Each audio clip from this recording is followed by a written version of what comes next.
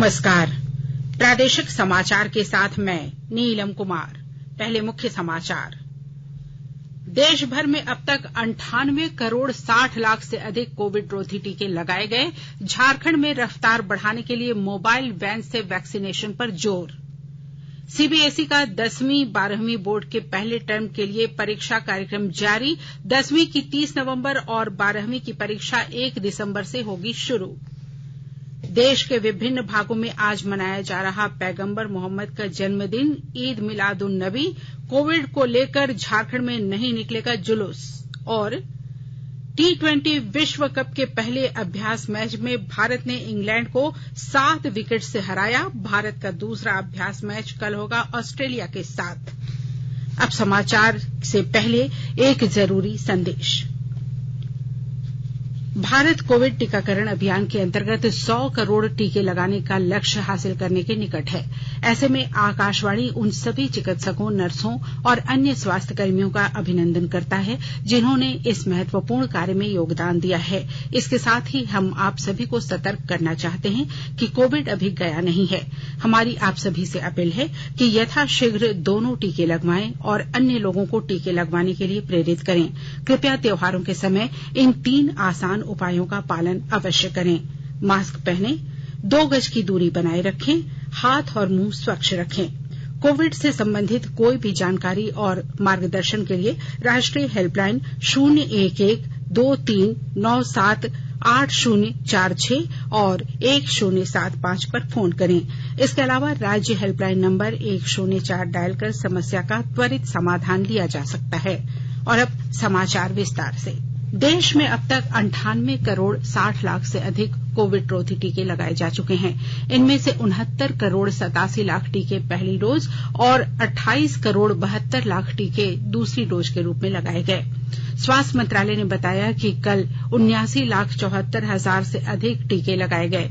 देश में सर्वाधिक संवेदनशील समूहों की कोरोना संक्रमण से सुरक्षा के लिए कोविड रोधी टीकाकरण अभियान की उच्च स्तर पर नियमित समीक्षा और निगरानी की जा रही है।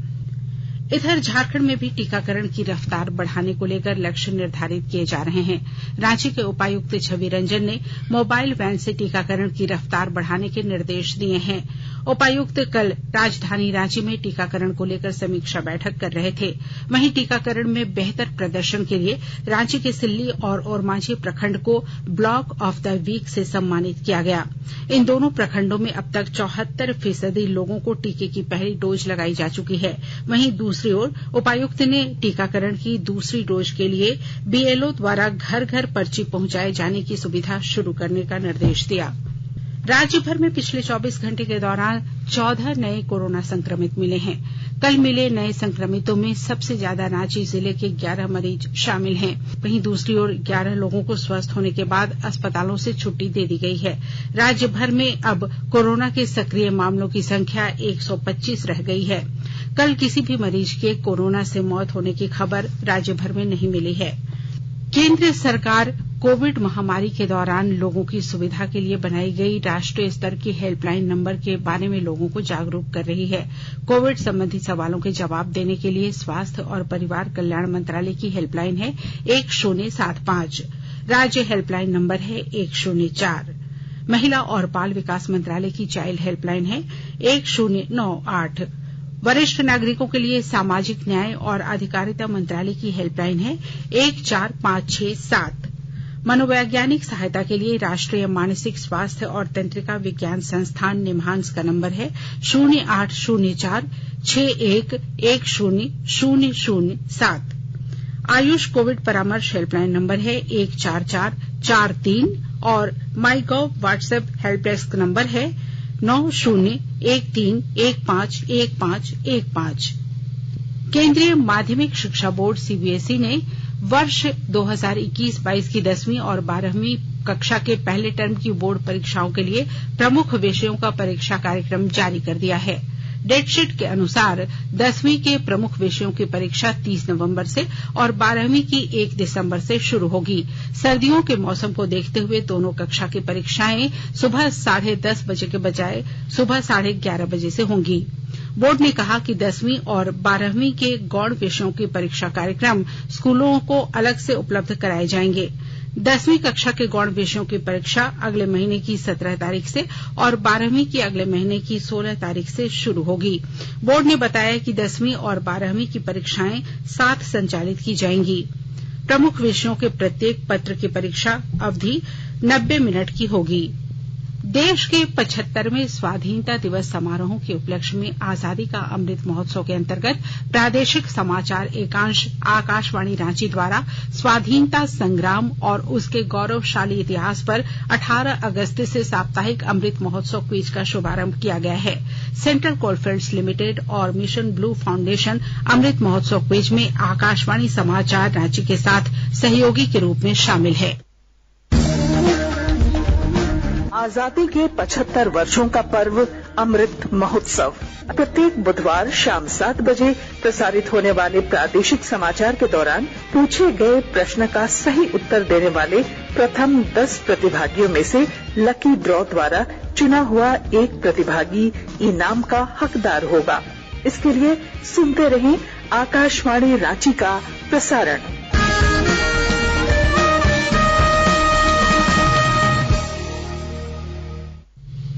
भारतीय सांस्कृतिक संबंध परिषद ICCR के अध्यक्ष डॉक्टर विनय सहस्त्रबुद्धे ने कहा है कि आजादी का अमृत महोत्सव के अंतर्गत भारत अगली पीढ़ी लोकतांत्रिक नेटवर्क पहल के तहत 75 लोकतांत्रिक देशों के युवा नेताओं को आमंत्रित करेगा। कल नई दिल्ली में संवाददाताओं से बातचीत में डॉक्टर सहस्त्रबुद्धे ने कहा कि सत्तारूढ़ दल, विपक्षी दल और अन्य प्रमुख दलों के 35 वर्ष से कम आयु के युवा नेताओं को आमंत्रित किया जा रहा है। पहले बैच में Bhutan, Sri Lanka, Bangladesh, Japan, Indonesia, Chile और जाम्बिया के युवा नेता शामिल होंगे।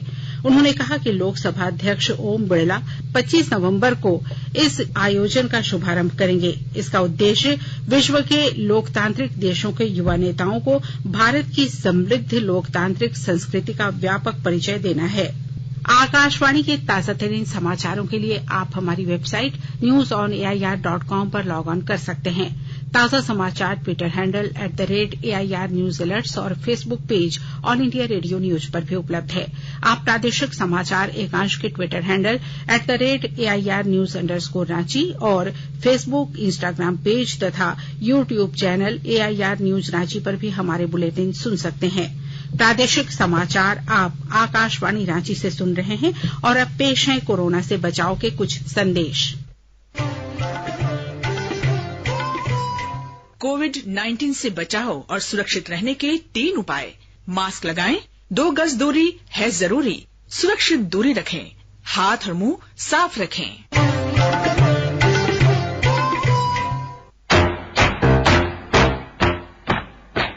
चलो मिलकर एक शुरुआत करें, चलो एक फैसला आज करें, मास्क नहीं तो टोकेंगे, कोरोना को रोकेंगे, चलो एक इरादा करते हैं, चलो कुछ वादा करते हैं, मास्क नहीं तो टोकेंगे, कोरोना को रोकेंगे। भारत सरकार द्वारा जनहित में जारी। पैगंबर मोहम्मद का जन्मदिन ईद मिलादुन नबी आज देश के विभिन्न भागों में मनाया जा रहा है। कोविड के प्रतिबंधों के कारण अधिकतर जगहों पर मिलाद बड़े पैमाने पर आयोजित नहीं होगा। कोविड नियमों और दिशा निर्देशों का पालन करते हुए मिलाद महफिल और सीरात मजलिस आयोजित की जाएंगी। इस अवसर पर धर्मगुरु पैगंबर मोहम्मद के जीवन और संदेशों के बारे में बताएंगे। इधर राजधानी रांची में कोविड को लेकर जिला प्रशासन द्वारा जुलूस निकालने की अनुमति नहीं दी गई है। रांची विश्वविद्यालय सहित विभिन्न शिक्षण संस्थानों में ईद मिलादुन नबी के मौके पर आज अवकाश की घोषणा की गई है। इधर राष्ट्रपति रामनाथ कोविंद, उपराष्ट्रपति एम वेंकैया नायडू और प्रधानमंत्री नरेंद्र मोदी ने लोगों को ईद मिलादुन नबी की शुभकामनाएं दी हैं। कल्याण विभाग के सचिव के पद पर कार्यरत के सोन को परिवहन सचिव का अतिरिक्त प्रभार दिया गया है। इसी के साथ राज्य सरकार ने कई IAS पदाधिकारियों का तबादला किया है। वहीं 3 पदाधिकारियों को अतिरिक्त प्रभार दिया गया है, जबकि भारतीय वन सेवा के पदाधिकारी राजीव लोचन बख्शी को एक बार फिर सूचना एवं जनसंपर्क विभाग का निदेशक बनाया गया है। वन एवं पर्यावरण विभाग से उनकी सेवा वापस लेते हुए उन्हें इस पद पर पदस्थापित किया गया है। वे पूर्व में भी इस पद पर रह चुके हैं। वहीं सूचना जनसंपर्क निदेशक पद पर कार्यरत भारतीय प्रशासनिक सेवा के पदाधिकारी शशि प्रकाश सिंह को स्थानांतरित करते हुए रिम्स के अपर निदेशक प्रशासन के पद पर पदस्थापित किया गया है। उद्योग निदेशक जितेंद्र कुमार सिंह को खान आयुक्त का अतिरिक्त प्रभार सौंपा गया है। इनके पास जुडको के प्रबंध निदेशक का अतिरिक्त प्रभार पहले से है। वहीं झारखंड राज्य एड्स कंट्रोल सोसाइटी के परियोजना निदेशक के पद पर कार्यरत भुवनेश प्रताप सिंह को झारखंड आरोग्य सोसाइटी के कार्यकारी निदेशक का अतिरिक्त प्रभार सौंपा गया है। इधर परिवहन सचिव के श्रीनिवासन को स्थानांतरित करते हुए श्रीकृष्ण लोक प्रशासन संस्थान में निदेशक बनाया गया है। झारखंड उच्च न्यायालय के मुख्य न्यायाधीश डॉक्टर रवि रंजन और न्यायाधीश एसएन प्रसाद की अदालत में सिपाही नियुक्ति नियमावली को चुनौती देने वाली याचिका पर कल सुनवाई हुई।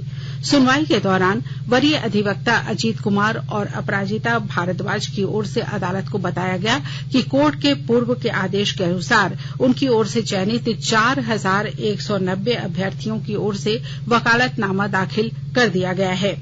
वर्ष 2017 के मामले में उनकी ओर से पहली बार पक्ष रखा जा रहा है, इसलिए उन्हें प्रार्थी की ओर से दाखिल याचिका और अभी तक के जवाब की एक प्रति उपलब्ध कराई जाए। इस पर अदालत ने प्रार्थी को सभी दस्तावेज प्रतिवादी के अधिवक्ता को दिए जाने का आदेश दिया। पूर्व में अदालत ने सभी नौकरी करने वाले पुलिसकर्मियों को मामले में पक्ष रखने के लिए नोटिस जारी करने का आदेश दिया था। इसके बाद अदालत ने अब इस मामले में सुनवाई 29 नवंबर को निर्धारित की है। पुरुषों के 2020 क्रिकेट विश्व कप में कल रात दुबई में पहले अभ्यास मैच में भारत ने इंग्लैंड को 7 विकेट से हरा दिया। इंग्लैंड ने पहले बल्लेबाजी करते हुए 5 विकेट पर 188 रन बनाए। जॉनी बेयरस्टो ने 36 गेंद में 49 रन बनाए, जबकि मोइन अली 20 गेंद में 43 रन बनाकर नाबाद रहे। भारत की ओर से मोहम्मद शमी ने 3 विकेट लिए। भारत ने 3 विकेट पर 6 गेंद शेष रहते जीत का लक्ष्य हासिल कर लिया। ईशान किशन ने 70 और केएल राहुल ने 51 रन बनाए। भारत का दूसरा अभ्यास मैच ऑस्ट्रेलिया से होगा। मैच दुबई में ही कल भारतीय समयानुसार दोपहर 3:30 बजे से खेला जाएगा। तेलंगाना से गुजर रहे निम्न दबाव के चक्रवात का असर झारखंड पर पड़ा है। इस वजह से पिछले 2 दिनों में मौसम में बदलाव आया है। रांची सहित झारखंड के कई हिस्सों में रुक रुक कर बारिश हो रही है। कल तक राज्य भर में वज्रपात की चेतावनी जारी की गई है। भारतीय मौसम विज्ञान केंद्र रांची के वैज्ञानिक अभिषेक आनंद ने बताया कि इस बारिश से राज्य भर में 3 से 4 डिग्री तापमान में गिरावट दर्ज की जाएगी। तापमान गिरने से ठंड बढ़ने के आसार हैं। 21 अक्टूबर से मौसम साफ हो जाएगा। और अब अखबारों की सुर्खियां। राज्य से प्रकाशित लगभग सभी अखबारों ने कश्मीर से प्रवासियों के वापस लौटने की खबर को सुर्खियां बनाई हैं। आतंकी हमले से डरे प्रवासी रोजी रोटी छोड़ लौट रहे घर शीर्षक से प्रभात खबर ने पहले पन्ने पर खबर प्रकाशित किया है। दैनिक भास्कर लिखता है उम्मीदों का पलायन। वहीं अंग्रेजी दैनिक हिंदुस्तान टाइम्स और द टाइम्स ऑफ इंडिया ने भी कश्मीर से घर वापसी की खबर को प्रमुखता से प्रकाशित किया है। बारिश से झारखंड के पावर प्लांटों में कोयला आपूर्ति के प्रभावित होने की खबर को हिंदुस्तान ने पहले पन्ने पर खबर प्रकाशित किया है। वहीं दैनिक जागरण ने सीबीएसई परीक्षा की डेटशीट की खबर को प्रमुखता से प्रकाशित किया है। केंद्रीय कर्मचारियों के लिए बोनस की खबर को रांची एक्सप्रेस ने पहले पन्ने की सुर्खी बनाई है, जिसका शीर्षक है केंद्रीय कर्मचारियों को मोदी सरकार ने दिया 30 दिनों के बोनस के रूप में तोहफा। और अब अंत में मुख्य समाचार एक बार फिर। देश भर में अब तक 98 करोड़ 60 लाख से अधिक कोविड रोधी टीके लगाए गए। झारखंड में रफ्तार बढ़ाने के लिए मोबाइल वैन से वैक्सीनेशन पर जोर। सीबीएसई का 10वीं 12वीं बोर्ड के पहले टर्म के लिए परीक्षा कार्यक्रम जारी। 10वीं की 30 नवंबर और 12वीं की परीक्षा 1 दिसंबर से होगी शुरू। देश के विभिन्न भागों में आज मनाया जा रहा पैगंबर मोहम्मद का जन्मदिन ईद मिलाद उन नबी। कोविड को लेकर झारखंड में नहीं निकलेगा जुलूस। और T20 विश्व कप के पहले अभ्यास मैच में भारत ने इंग्लैंड को 7 विकेट से हराया। भारत का दूसरा अभ्यास मैच कल होगा ऑस्ट्रेलिया के साथ। इसके साथ ही आकाशवाणी रांची से प्रादेशिक समाचार का ये बुलेटिन समाप्त हुआ। नमस्कार। घर में रहिए, सुरक्षित रहिए और सुनते रहिए आकाशवाणी।